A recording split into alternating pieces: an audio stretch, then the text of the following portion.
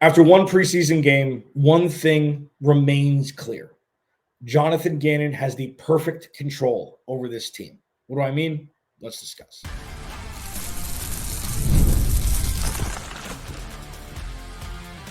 You are Locked On Cardinals, your daily Arizona Cardinals podcast.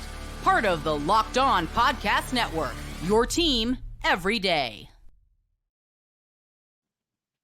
Locked On Cardinals, Alex Clancy here. Follow me on Twitter, Clancy's Corner _ Follow the podcast at Locked On AZ Cards. Thank you for making Locked On Cardinals your first listen, free wherever you get your podcast and on YouTube, part of Locked On Podcast Network, your team every day. You know the drill. Go to the YouTube channel, search Locked On Arizona Cardinals. Hit that subscribe button, man.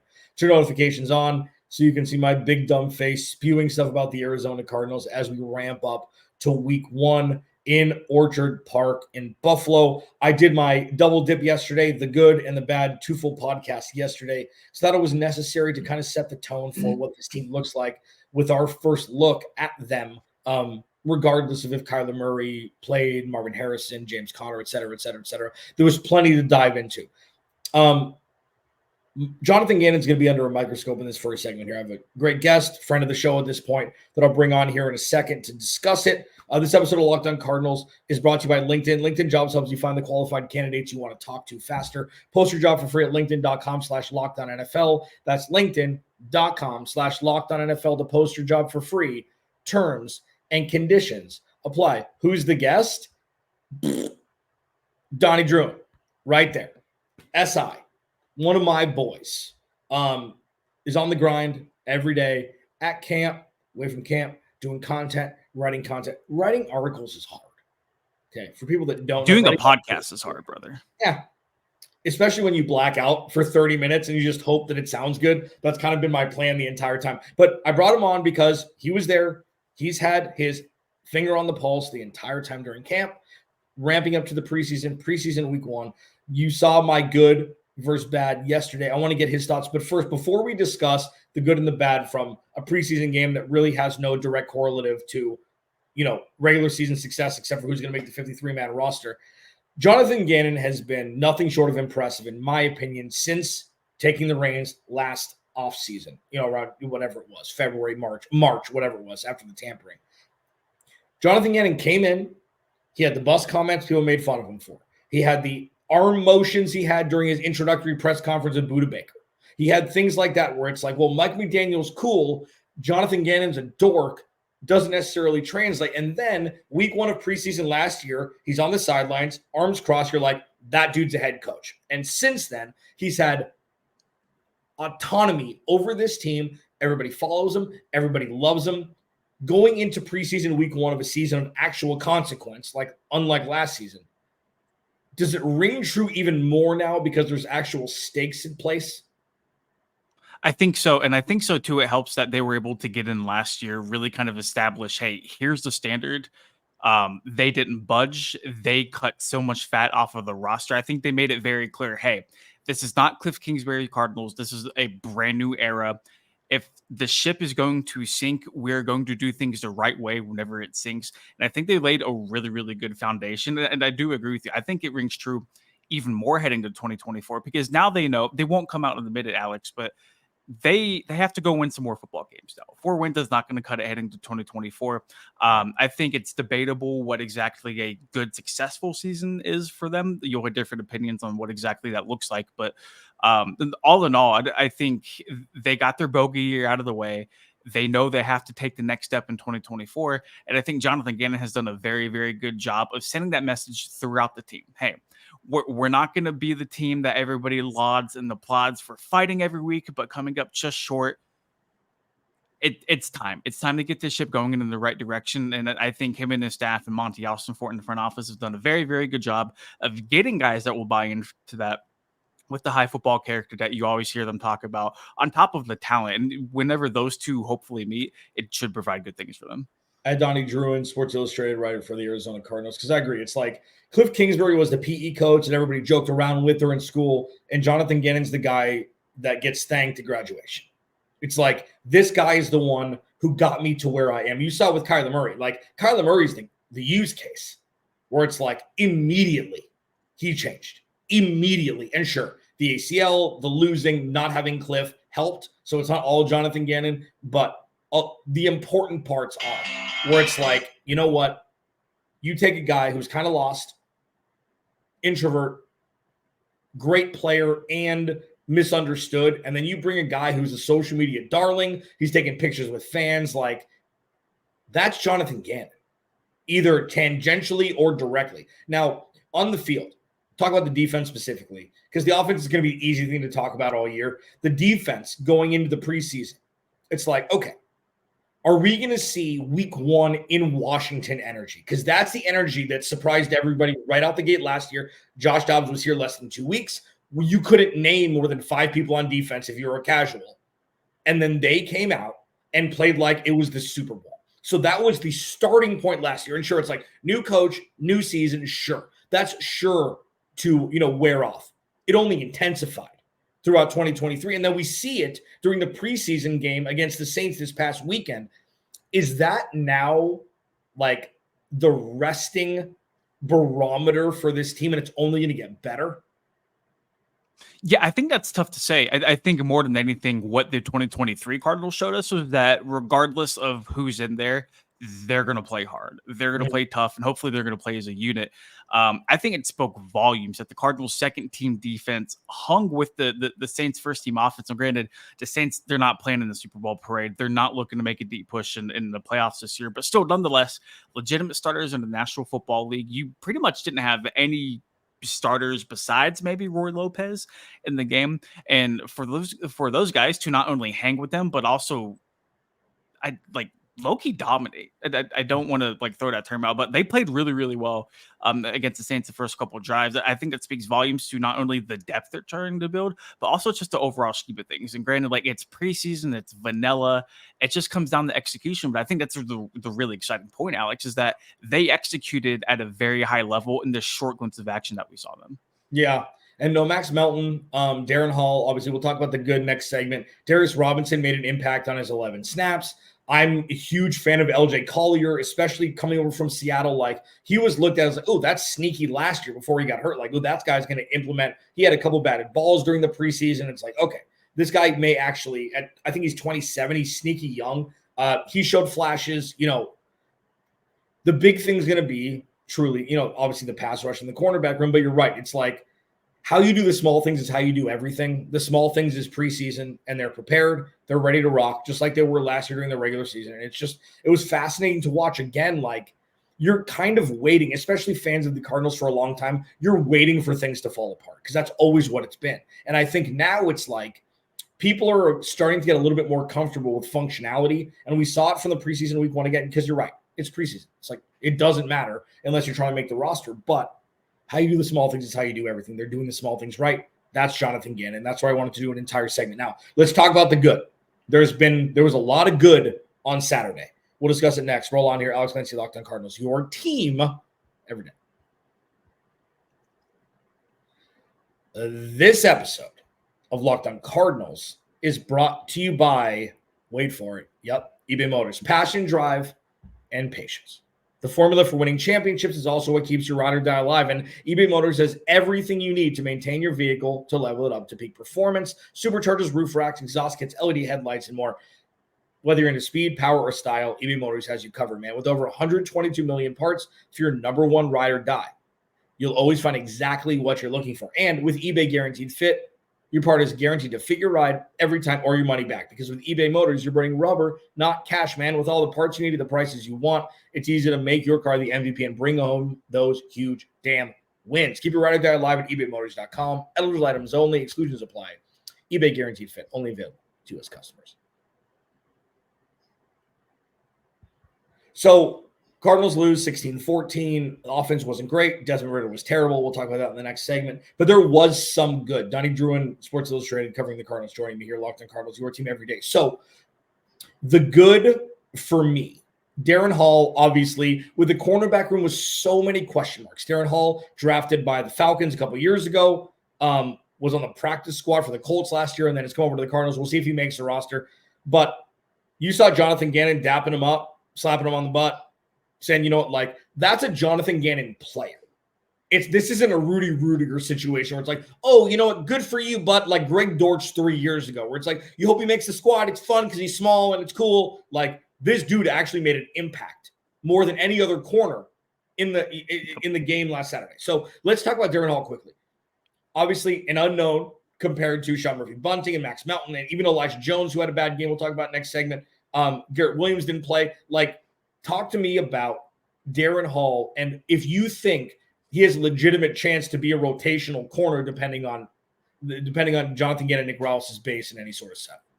Ooh, I mean, at this point, I don't want to reach for that just because you have Murphy Bunting, you have Garrett Williams at a slot. You're probably going to have either Max Melton or Starling Thomas as an opposite end guy. And then after that, it's really wide open. I think the good thing with what we saw from Darren Hall on Saturday is that he put himself in the conversation in that very, very minimal consequences. It's going to make the competition in the cornerback room better. And I think there's a difference between bad competition and good competition, right? It's one thing for the Cardinals corners to go out there and just absolutely blow compared to a guy like Darren Hall going in there and saying, hey, you know what? There's 2 preseason games left. I'm here. I'm trying to make this roster. All of you need to play better unless you want me to go make this final 53. I thought it was both great for the Cardinals and Darren Hall that he had himself a really good game. 4 tackles, a pass deflection, a forced fumble. I mean, it felt like he was everywhere. Granted, you have to take everything in preseason with a grain of salt, but at the end of the day, more guys competing in that room is only a good thing. I don't want to shut the door on him, but I think if he can have another really good game in preseason week 2, that's going to make for some very difficult conversations, because you look at a guy like Jaden Davis, who's a late round pick. You look at a guy like Keitrell Clark, who I think played pretty well. But still kind of got pushed down the depth chart with everything that happened. A lot of tough conversations are going to have to happen. And I think Darren Hall is really trying to make a tough conversation even harder if you can continue to build on what we saw. Yeah. And, the Keitrell Clark thing could very well have been a Marco Wilson situation if this was Steve Keim and Cliff Kingsbury, where it's like last year, played a lot of meaningful snaps before he was ready, got hurt, then was down in the depth chart. He was a fan favorite. And then, it's like, well, why isn't Keitrell Clark playing? Because he played terribly. Because he's a kid. He didn't have the infrastructure to be able to learn in an organic way like these rookies will with Sean Murphy-Bunting, Budda Baker, Jalen Thompson, much more controlled environment. Now let's pivot to the pass rush, which is one that in some shape or form is in a worse situation than the cornerback room. Xavier Thomas out of Clemson played 6 years, had 2 medical red shirts, would have probably been a mid-second round pick if he didn't have the injuries. His first step, Donnie Druin with Sports Illustrated, is so fast. I don't care who he was playing against. I don't care what left tackle was sitting there. I don't care if it was Trevor Penning. I don't care if it was the 4th left tackle off the bench and ain't going to make the team. That dude is a bona fide dictionary definition of a pass rusher you want on your team if that's replicated into the regular season. Am I making too much of this, or is that like, oh man, this guy could actually be, because it's not going to be difficult, the best pass rusher in the room come week 5, week 7, and throughout the rest of the 2024, if this is the path, like if this is the starting off point and it only gets better from here? Yeah, I mean, if he can build on what he did and continually get better, I don't know if that's a stretch, but there's a lot of names he's got to overcome, I guess, in that room. Not that because Arizona basically, I don't want to say ignored, but they chose to put their assets other places this offseason. Sure. And like they weren't going to fix every position in 2024. They had to kind of evaluate where they wanted to go and where they didn't want to go. They weren't going to fix everything, right? So they chose to stick with the pass rush that they had. 33 team sacks last year, bottom 3 in the NFL. Carried that same exact unit over, which is already arguably thin. And then BJ Ojulari goes down with the season-ending injury, and you're like, well, like the Band-Aid that was barely hanging on is already ripped off. We haven't even played a preseason game yet. They need somebody to step up. And I think Xavier Thomas can very much put himself in that conversation to at least be like a third down, obvious pass situation guy, especially with Zaven Collins early on in the season doesn't exactly show that he's really revamped himself as year 2 as a pass rusher. And one thing that Jonathan Gannon highlighted yesterday during his press conference, that not only did Xavier Thomas play good, but he was doing what he was coached to do. Gannon said that so often you see rookies get on the field for the first time and the natural instinct will just kick back in. And all of the coaching that they try to instill in the players sometimes goes out the window. That was not the case with Xavier Thomas. I think if you could take that motor that he has, you can apply the coaching. If you just get that much better every single week, I don't want to say it's completely out of the question for him to emerge, but if he's going to be over a guy like Zaven Collins or Dennis Gardeck, I think he would have had to astronomically take off, but I think that would be a good problem for the Cardinals to have. Yeah, at Donnie Druin on Twitter, I agree. I mean, like, as I tell everydayers all the time, again, go to the YouTube channel, search Locked On Arizona Cardinals, hit the subscribe button. The so far so good mantra is what this new regime is. We only have so much information to talk about. It's only been a season and, an off season. We haven't, there's not a whole lot of of things to study. It's like, okay, Jonathan Gannon has done this. Monty Osborne's done this. Is the rookie class going to work out last year, this year? We don't know. But there's no ceiling for this team, which is something that is a vast differentiation from what it's been in the past. And when you look at one preseason game, I definitely don't overblow one performance. Darius Robinson, 11 snaps. Oh, he's going to be a Pro Bowler because he looked good and he got in the backfield a couple times in 11 snaps. And the one thing you want to avoid at all times from rookies specifically during the preseason is, oh no, they're not ready. Because it's very obvious. And you know who the last two rookies were, oh no, we're not ready? Isaiah Simmons and Zaven Collins. And it wasn't close. Like they shouldn't be on the field right now. They don't know what they're doing. And it wasn't their fault. They play completely different positions. So with Darius Robinson, before we pivot to quote unquote the bad, and if it matters, Darius Robinson to me in his 11 snaps just looked like he was playing football with his friends. He looked comfortable. He looked like an NFL player. Sure, he's a behemoth of a young man, but he looked like he'd played in the NFL for years and he was playing against the third string of a different team, even though it was the starters for the most part for the offensive line for the Saints early on. Am I overblowing that, or did he impress in his 11 snaps this past weekend? No, you're not overblowing that, because whenever we talked to him earlier in the week before the team flew out to Indianapolis, that's kind of the gist of what he told us. He said he was just out there playing football. And if that's what out there playing football looks like, sign everybody in the Valley up for that, because, oh my goodness. And it's so funny because rarely does a first round pick kind of stay back in the shadows a little bit. It certainly helps whenever you have a Maserati going number 4 overall and all the attention, fanfare, glamour, lights, everything are on him. Throughout training camp, he got off to a little bit of a slow start, but he really picked up momentum and steam and found himself in the backfield. And the fact that he was able to translate that from training camp practices against the same guys every day, the same plays, the same protection, to the Saints starting offensive line, a different guy, people legitimately trying to play and not let him get to the quarterback that the Cardinals do. But I mean, you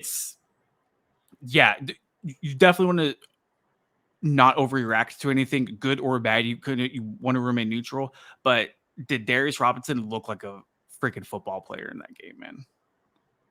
I mean, it's just it's scary when it looks so just easy. And I think part of it, which I have to check myself on a lot, Donnie, is not comparing previous first round picks and their struggles to what we're witnessing now. It's like, oh, obviously it looks immensely different, but you try to do it in a vacuum. Like case in point with Monty Osborne and Jonathan Gannon. Even if Steve Keim won 7 Super Bowls and he was the greatest GM in the history of football, these guys are still doing a good job in a vacuum, doing what they're doing. It's not compared to. It makes it look better when it's compared to the last regime, but in a vacuum, they're doing a fantastic job as their own specific entity on an island. And I think with Darius Robinson, it's the same thing. It's like the dude just, oh, I see why you're all SEC. Oh, yeah. Oh, I'm sorry that your name isn't, Kool-Aid or Cooper or whoever it was, that it was the hot names with people in the draft. It was the most boring pick in the first 2 rounds because nobody knew who he was. And the Cardinals are like, we saw it in Flight Plan episode 1, like Monty's like 6 picks to go until we get our guy. He knew who he wanted for this team. And it's just fascinating. And I hope he gets better. He may regress a little bit during preseason. We have no idea. We have no idea how many snaps he's going to play, whatever it is. But it's nice to see that you saw from your magnified lens the same thing that I saw on TV, which is great. I think Go ahead. The most impressive thing for me was it wasn't scheming him to get certain looks. It wasn't him taking advantage of any second, third, fourth stringers, whatever it was. The handful of 10 snaps that he played and the reps that he won, Alex, it was just pure football. It was in the trenches. It was one-on-one. It was, I'm going to move this grown man back like a shopping cart, and I'm going to affect his pass play. He didn't get a sack, but I'm going to affect his pass play. And obviously such a small sample size.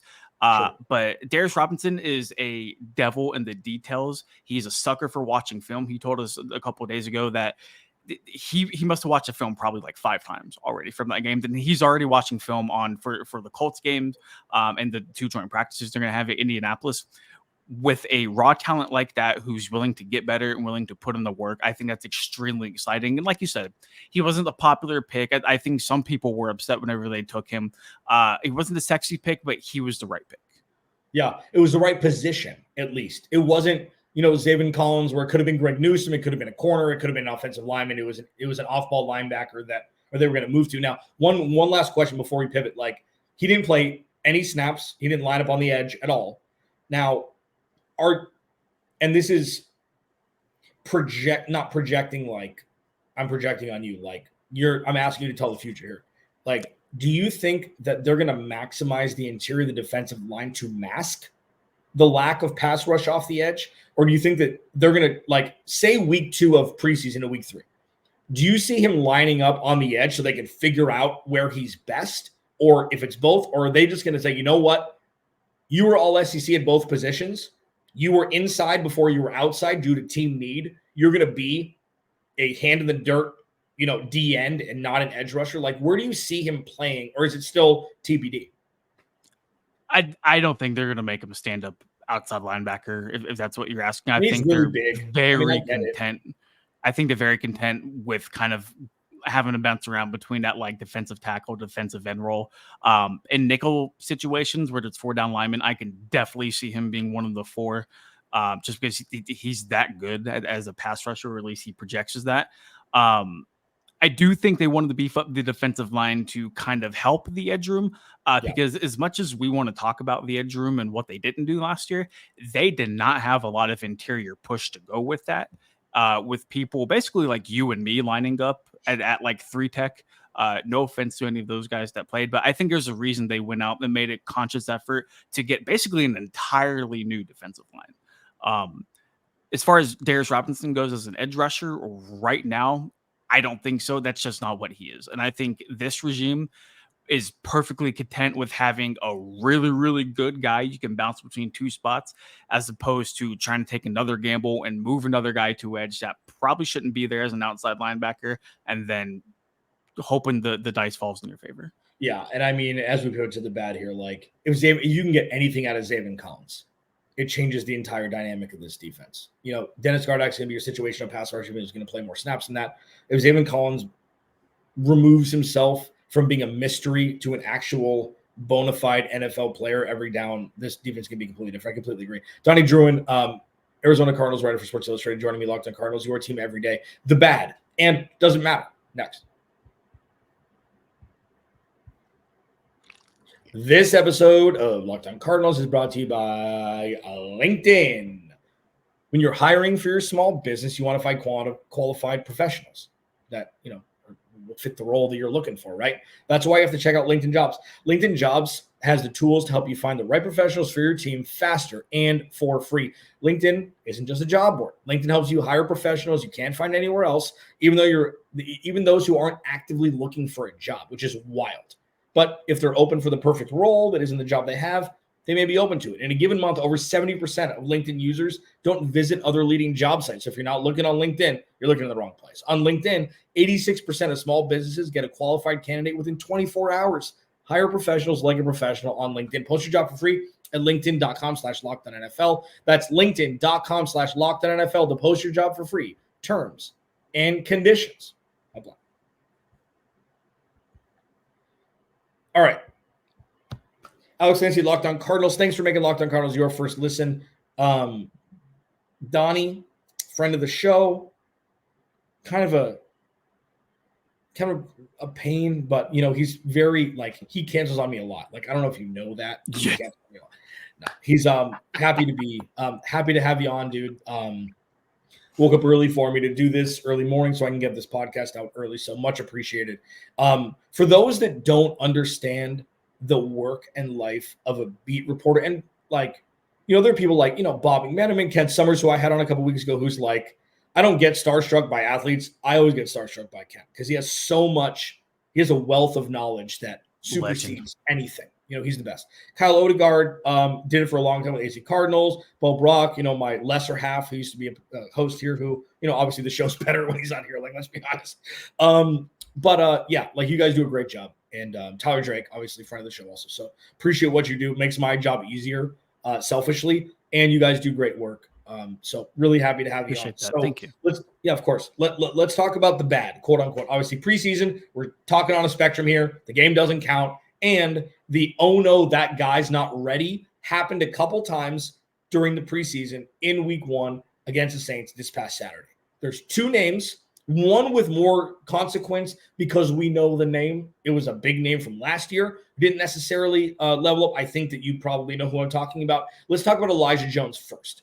Gave up a huge chunk play, had a huge chunk pass interference call also. Rookie, first game, okay? Spencer Rattler is going to be starting for that team by week 7. I don't understand why people don't remember that Spencer Rattler was a Heisman Trophy candidate before he got Wally pipped by Caleb Williams. The dude's going to be starting. So it wasn't like they were playing against Nathan Peterman, okay?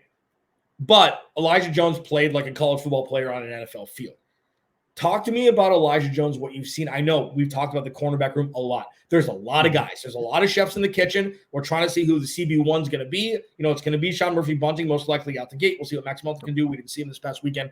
Is Elijah Jones a guy who's going to be riding the pine? Is he a practice squad guy? Talk to me about him. Was this kind of a one-off out of BC? What do you see out of Elijah Jones that was this kind of what you expected? I'm not so sure he had a terrible game, Alex. I don't think the big pass play, Dadrian Taylor-Dennison, who had a phenomenal game, by the way. I was really impressed with him. Yep. I think because Elijah Jones was a corner on that huge 50-yard chunk play that ended up in field goal for the Saints, right? Mm-hmm. I think there's a zone miscommunication there. I think ultimately with them going deep, Taylor-Dennison was responsible for that deep half. Jones just kept running with him. I'm not sure what the assignments were, so don't want to speculate on that. The pass interference call was interesting to me because didn't he have his face mask stiff-armed like he was on a trophy? He did. So regardless, though, he still had a pass interference call. He still had a big play. I want to see how he bounces back because they're rookies. It's their first taste of live action. Not everybody's going to look like Caleb Williams. Sure. I'm really interested to see how he's going to bounce back because that's how you tell. That's how you tell if the guy can just have that goldfish memory that Ted Lasso always talks about and resets every play and says, you know what? I'm a quarter in the NFL. Life happens. I need to move on. I need to be an asset for this team. He seems like a really smart dude. Obviously, he wasn't a first-round pick for a reason, but I'm not willing to throw him as a practice squad guy just yet. I really like his length. I like that he can run. And I think that's the number one thing for a Jonathan Gannon corner is, can you run? Are you fast? Can you keep up with these guys? For me, the jury's still out on him. Cool. Yeah, and I think that's right. I mean, it's one of those things where it's, especially the cornerback, because I think it's the toughest position to play in football. I mean, it's all reactionary. There's a lot of things predicated upon your success, like pass rush, like how good your safeties are, how tough your linebackers are. It's tough being on an island there, especially if the quarterback has 4 seconds to throw the ball every down. So I agree. It's just, maybe it's not an, oh no, he's not ready. I think that may be unfair, especially week 1. I think you're going to see a lot of him in the next 2 weeks as you're going to want to find out. I think a lot of guys are going to play for a lot. Desmond Ridder, another one. This isn't the guy that I was talking about. And, Elijah Wilkinson was the guy I was talking about, where it's the dude's had a lot of time. And it's not, I always disclaim this, this is never a personal attack on anybody, especially with somebody you talk about a lot, because he was the weak part of the left side of the offensive line. The left side of the offensive line was terrible last year. The left side of the offensive line in week 1 was terrible. Isaiah Adams gets some of the strays, but a lot of it was Elijah Wilkinson, who wasn't setting up the rookie for success in the left guard position. He went to the right side. It was the same thing. We don't really need to talk about that. It's more Desmond Ridder. Like, is he going to make the 53-man roster? Yeah, so Ridder, it's funny because they had brought Ridder over in the offseason because the starting experience that he had. I think they wanted somebody to at least compete with Clayton Tune. At least in my eyes, from last season, it didn't say a lot about their confidence in Tune, that they saw him playing preseason and said, yeah, we need Josh Dobbs. And then they went and got Desmond Ridder. Like, Right. Only evaluating those two moves in a vacuum, I'm like, they do not like Clayton Tune. They do not think he's ready. So much to my surprise, whenever Desmond Ridder got here, Ridder has not looked good in training camp. He's thrown multiple interceptions, and it baffled me online whenever people were throwing strays at Clayton Tune. And granted, Tune didn't look like Peyton Manning either, but Clayton Tune did not turn the ball over. Desmond Ridder had a few nice runs on Saturday, but Tune does bring that athleticism component to it as well. Turnovers don't matter in training camp, Alex, until they do, until you see the same thing over and over again. And a lot of those problems that we saw from Desmond Ridder in Atlanta and Cardinals training camp showed up in week 1. Yeah. It's going to be fascinating. Like, I was a huge proponent, and we'll get out of here on this. We're going long already, as we always do, but huge proponent of them signing Tyrod Taylor. It's like, you need an adult, and the Jets paid him like $10 million a year. Like, there's no way they could have matched that, even if they wanted to, especially with Monty Osborne's spending habits. But I'm not very confident with the Cardinals' backup quarterback space, like you were with Colt McCoy, if Kyler Murray does end up getting injured. Like, the one redeeming quality of both of theirs, and Desmond Ridder has this more than Clayton Tune, Clayton Tune has it, is if you want to run a Lamar Jackson when he was a rookie offense where you're running the ball 45 times a game, both of them can do it. Like, you can run the RPO with both of them, and they can both run the ball. They're both big. Desmond Ridder had almost 40 yards rushing. Like, that's his strong suit. His accuracy isn't. Clayton Tune's kind of a gunslinger. People use that term. I hate it, but that's kind of what it is. Regardless, there's a lot more to unpack. It was interesting that, Desmond Ridder started the first half and Clayton Tune started the second half. I think that we're going to see the next couple of weeks that the separation is going to be in Clayton Tune. It's not Desmond Ridder can't and more Clayton Tune can be the QB2. And I think hopefully we'll see that, especially this week coming up. Donnie, Druin, Sports Illustrated, covering the Cardinals on the grind, man. Really appreciate all your work. Thanks for joining me. Alex Clancy, Locked On Cardinals. Remember, as always, without you, there is no me. I'll talk to you tomorrow.